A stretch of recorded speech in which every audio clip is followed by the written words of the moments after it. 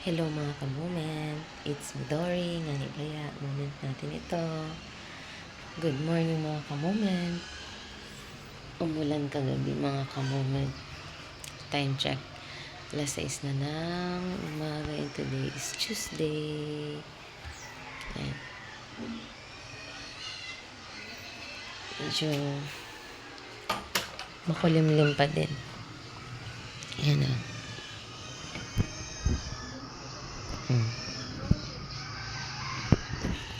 So, napasok ang mga bata ngayon. So, kagigising lang namin ni Mama. So, ito pa yung hiniga namin. So, titiklop muna ako ng aming hinigaan. So, mamaya muna, mga kamunan. Ito pa yung tsaka dito.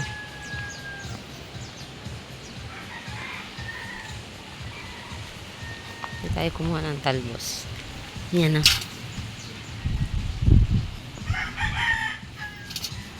Hello mga ka-moment. Kukuha ako ng talbusan ng kamote. Dito ako. So, maulan pa rin dito sa amin. Tumipila tapos uulan.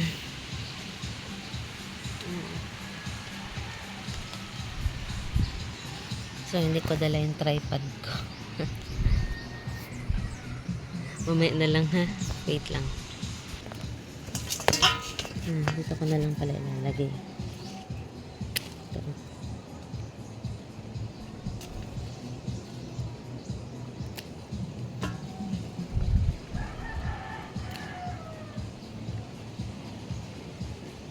Libre na ang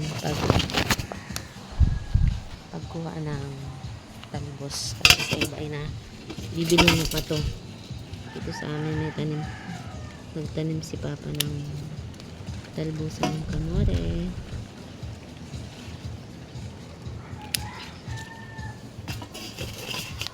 Time check na 12:03 ng tanghali. At yan pa lang kami magluluto ng tanghalian kasi pumunta pa kami ng bahay ni Mama at bumili ng isda.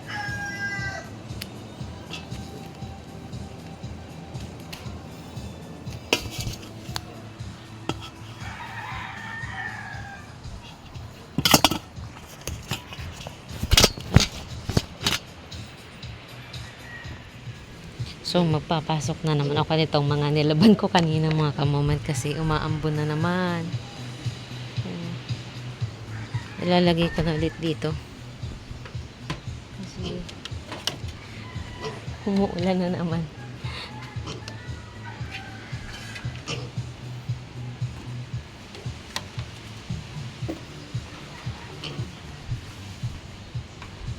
Hindi ko na kasi ito dryer mga ka-moment. Nagtitipid kami sa kuryente. Kinusot ko na rin lang ito. Hindi na winashing.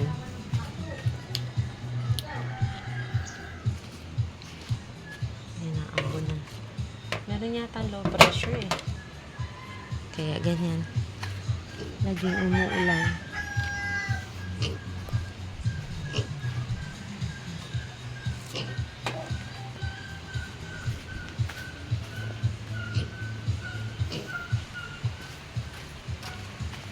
Umuulan na naman siya. Ma'am!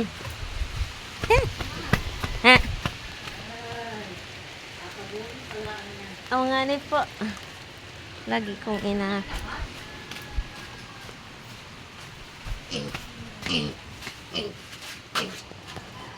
dito na lang siya sa loob mga ka-moment.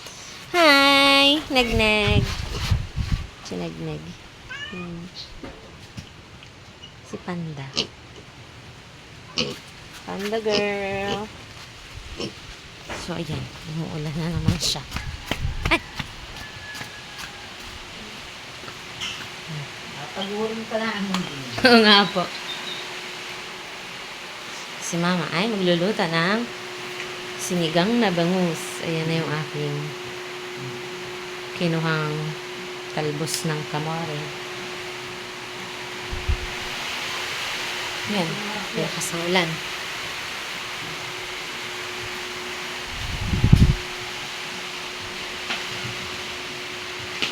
Hindi tayo nakapagpapagod ng ulan. Apo. Mga kamoment, umuulan.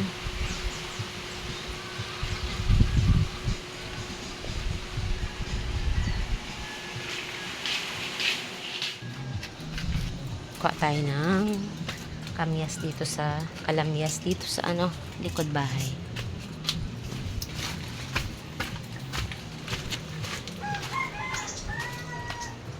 May mga bunga din ng kalamansi ito.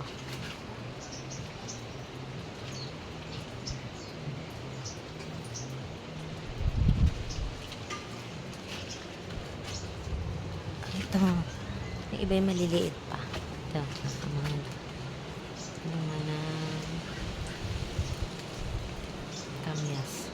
Dito lang yung may kalamansi naman. Ano tayo? Medyo malalaki-laki yung kukuhanin natin. Lalagay natin sa ginanga.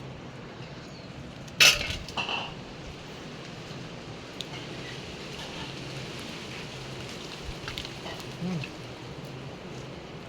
Ang lakas ng alon mga kamoy. Ayun. Mabagat.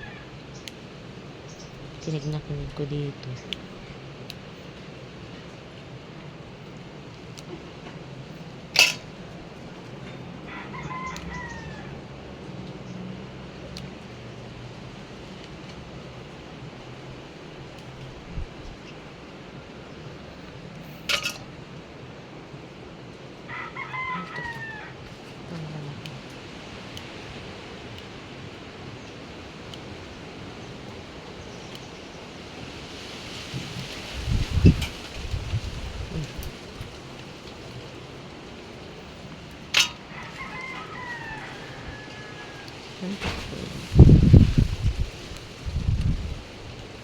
Ito.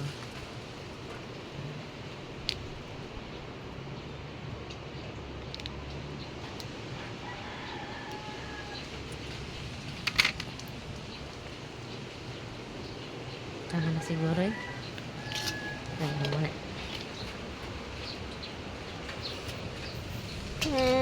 Orange. Magaang mukha nung aming pusa mga kamoment. Ito ang kabila. Maga. Nandiyan ka lang. Siguro ay yan.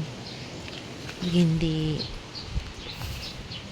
pinalo ay basta siguro sinaktan yung pusa namin. Kaya nagkaroon siya ng maga yung yung kanyang mukha. Ito po.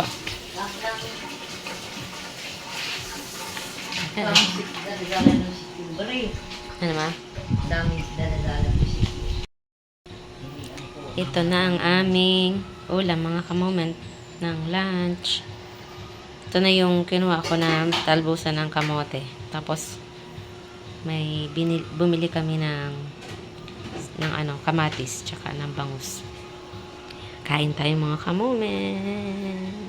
Tapos si mama ay magtitigang ng isda na may kamyas. Ayan ang. Bangus din. Kain na tayo. Kain na tayo, ma. Kain tayo mga kamoment. Sinigang na. Apo. Sinigang na bangus.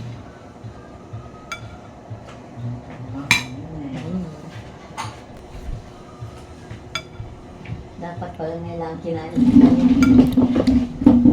Ang lango. Sarap. Sarap nito. Aki ulo. Wala po. Apat ninigay ko, apat din yan natira. Magkano ito? 180? 170 po.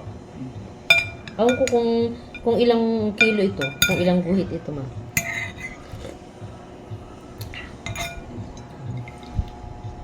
Magsabaw ma? Yung nakain ko ng pusa, nakamatay pa. Yung baboy ba yung tayo mo?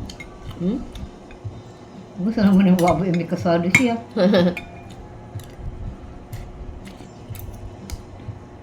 Gusto yung baboy na ubukan. Ano mananalat ng tayo?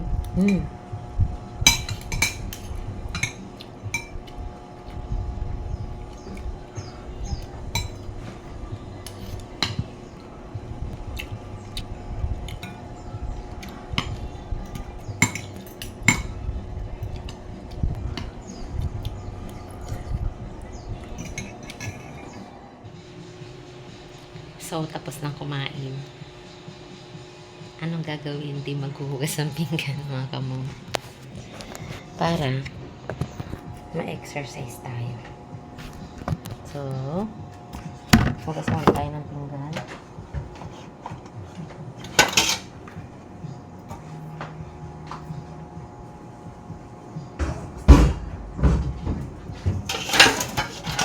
Kasi si mama ang nagluto, ako naman yung maghuhugas ng pinagkainan namin dalawa.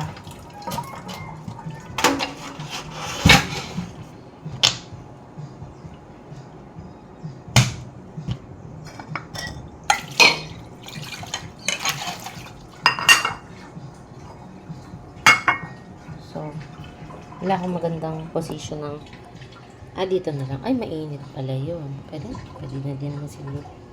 Yan. Alam niyo mga ka-moment, may tripod ako. Pero, ayun nga, hindi ko ginagamit. Kasi lalo na pag sa labas is nahihiya akong may tripod na dala. Siyempre, feeling vlogger yun. Kaya wag mo magtsatsaga na lang tayo sa yung kung saan na lang nakapatong yung cellphone sa pag-video.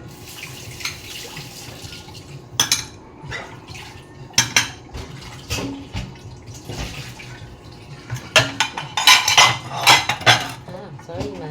Kaya yung pinggan.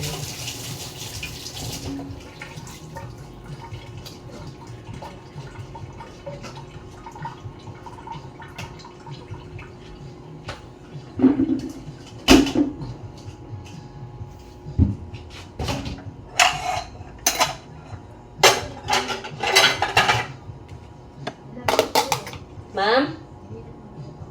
Thank you po.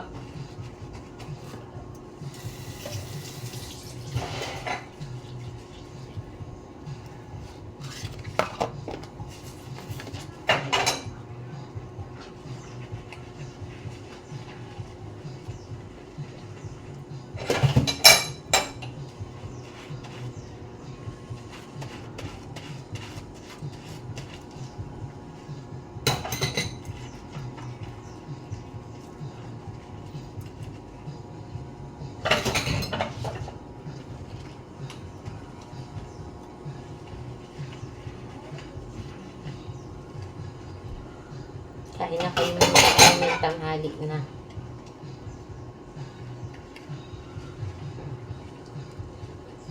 Kami ay mapunta ng mula na ni mama mamaya.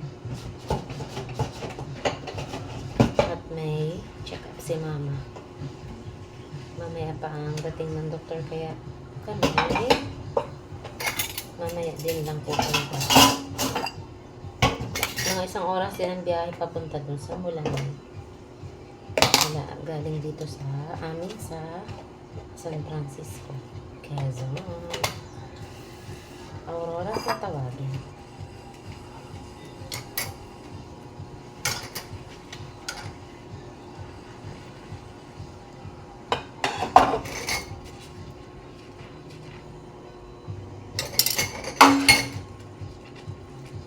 Nakamotor kami. Yung motor ko mga kamoy. Magta-travel ni mama. Sana naman hindi na umulan ng malakas. Para maganda yung pag-travel ba. pag naulan. Maano? Mahirap mag-travel at yung aking helmet ay yung visor niya ay hindi na pwedeng i-close yung pinakakagano naka-close. Gawang malabo na. Kaya lagi naka-open yung visor ko sa helmet ko.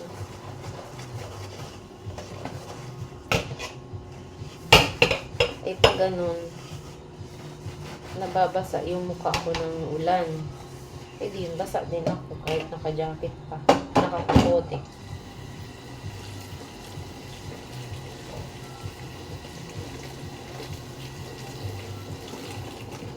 So, tapusin ko muna itong mga kamumi.